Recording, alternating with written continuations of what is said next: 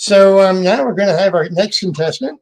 And this contestant is somebody who found me. So I'm going to introduce you to Sean Motion. And Sean, let's put you on. There you are.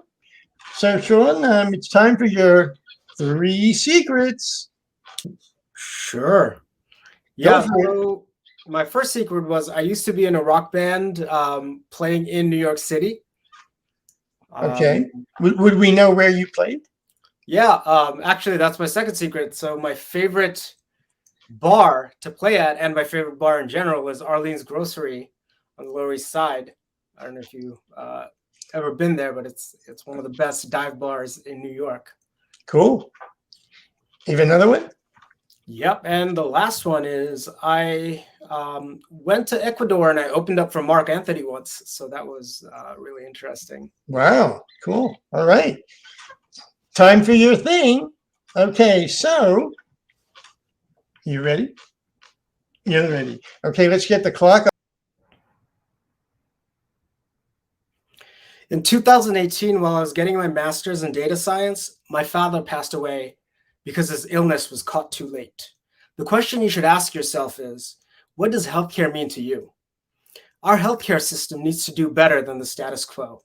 Today, insurance companies categorize their patients using old, rules-based systems that are outdated. This old technology is costing insurance companies millions of dollars in unneeded procedures, and it's costing patients their lives. Improving risk classification of at-risk patients can change how healthcare works.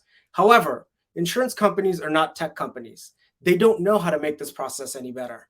Social determinants of health make up 80% of a person's health outcome, and yet it is not used to its full potential to prevent common issues like readmission and outcome prediction. That's where we come in. Our team is building an AI-powered risk classification system that uses SDOH that can accurately identify the most at-risk patients so insurance companies can target them with the best outreach possible. We are a team of data scientists with a passion for healthcare and believe that AI should be used for good. We are building a hyper-accurate risk classification system that can determine which patients need the special attention they deserve. And we believe everyone deserves the best that society has to offer when it comes to their health. We are nexstep.ai. Done. You got it in. All right. So now, audience, it's time to talk to Sean. So let's start with a question, and let's see what we got. Let's see. Who is jumping up here? I'm looking for. Okay, here we are. Ah, there we are. So, this is a good question. How do you circumvent HIPAA? Just to make sure, just tell people what HIPAA is, in case. Sure. HIPAA is the Health Insurance Portability and Accountability Act.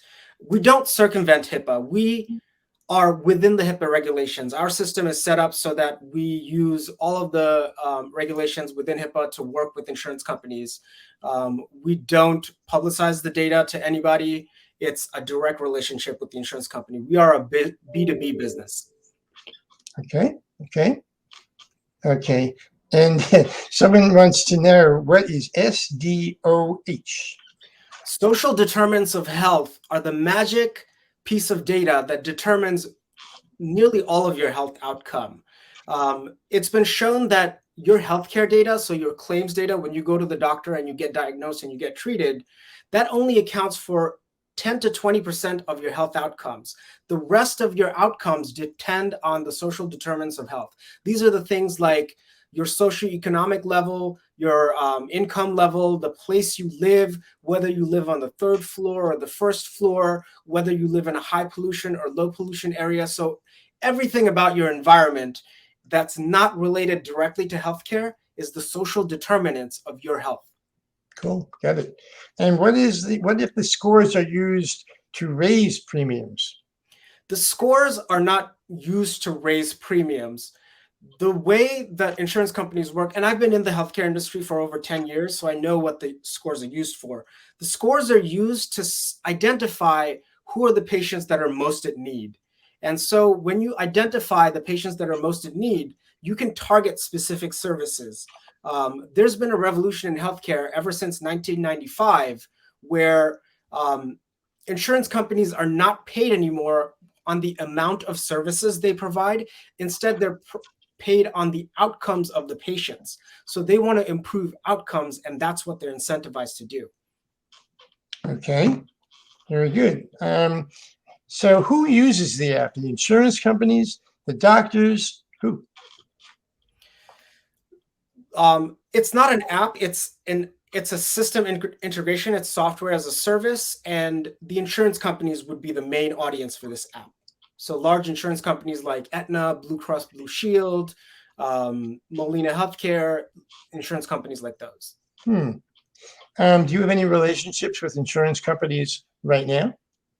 We are in talks with several insurance companies to set up an alpha partner. We built our backend infrastructure and our algorithms, and right now we're using imputed CMS data to create our predictions, and we're actively working with a couple of different hospitals and insurance companies to onboard them.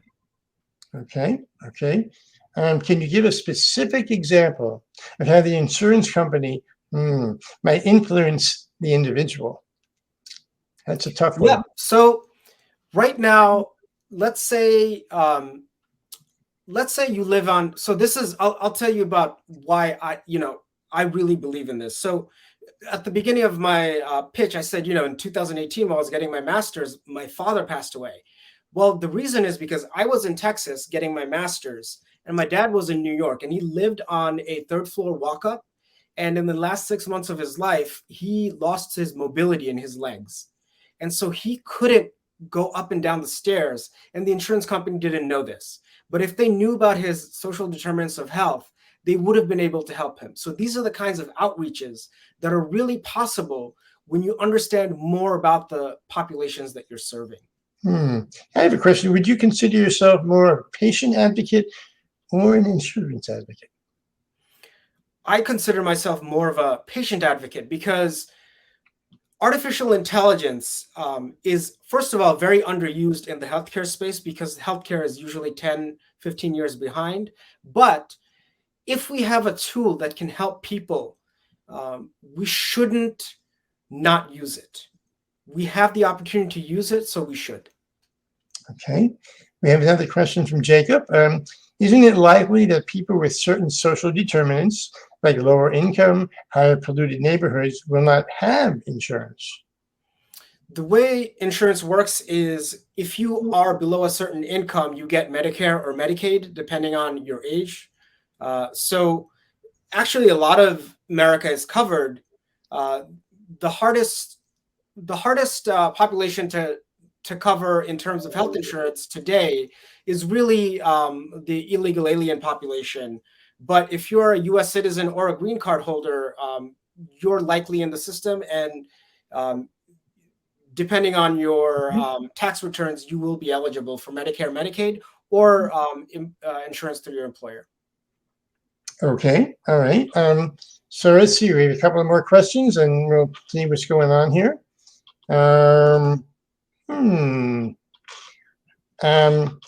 Well, I'll tell you, I have how does, in terms of insurance, one thing you didn't mention, was what of course is referred to as Obamacare, which is another way for people to, get access to healthcare. You didn't mention that. I was wondering about that. Yeah, so there are three main branches of healthcare that are available in the U.S. One is employer-based healthcare. The second is the Affordable Care Act, which is Obamacare, what they call it. And that is insurance that you can purchase on your own through right. health insurance exchanges. And the third is Medicare and Medicaid, which covers senior citizens and people below the federal poverty line. So those are the three major insurances that are available in America. Okay. I have another question here. Would you consider working with local or federal agencies such as CMS, AHRQ, and not just for-profits? And Kristen, can you tell us what those are? Can you? Yeah, CMS is the Centers for Medicare and Medicaid. Okay. AHRQ, I'm not sure. I haven't heard that acronym before. But yes, our technology, right? It takes in demographics information about a person, and then it spits out a risk assessment score. So this could really be used to target populations that are underserved. And that's the key thing I'm building is I can help identify populations that are underserved so that you can provide the services that you need to them. Okay. How about one more question? What do we got? Let's see. Well, anybody have any other thoughts for Sean? Okay. Sounds good. So just as we did with Gary, oh wait. Well, last question. Where are you getting the data from? Is it self-reported? A Interesting. lot of this data is publicly available. So social determinants of health is more at the group and at the community level. So we get our sources from the census. We partner with a couple of private companies to buy the data. We aggregate it. We have a lot of proprietary methods and public methods of acquiring this data. And, happy to share, my email is Sean, SHON, at nexstep.ai. I'm sure Alan will pull that in. So Yes. just shoot me an email. I'm happy to talk. All right. Well, thank you, Sean. That's great.